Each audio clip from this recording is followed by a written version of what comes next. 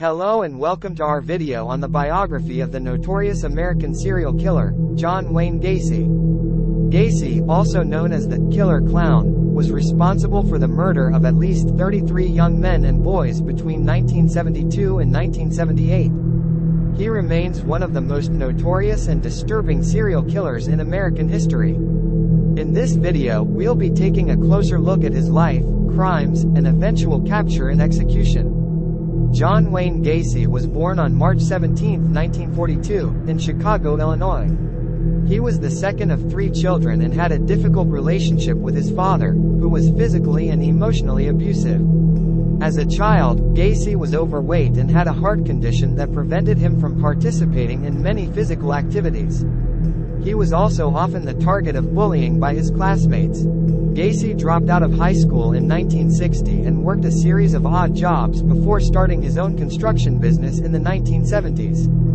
It was during this time that he began to indulge in his dark and violent fantasies, which would eventually lead him down the path of becoming a serial killer. Gacy's first known murder occurred in January 1972, when he lured a teenage boy to his home, sexually assaulted and murdered him, and buried his body in the crawl space under his house.